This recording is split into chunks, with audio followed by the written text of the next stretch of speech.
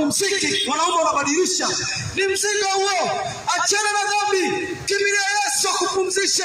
Kuna maisha zaidi ya hayo unayofurahia.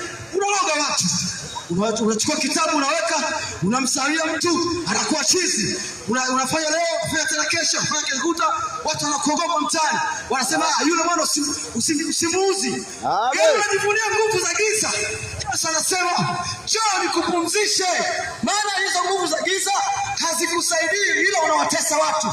Njoo, Yesu anasema njoo nikusaidie, njoo nikusaidie, maana kuna hekima ambayo kishetani umeipokea. Lakini Yesu anasema kila ajaye kwangu sitamtupa kamwe. Utatupwa ndugu yangu motoni kwa dhambi unazozifanya. Kwa sikio ambalo umelifunga utakufa, utakwenda motoni.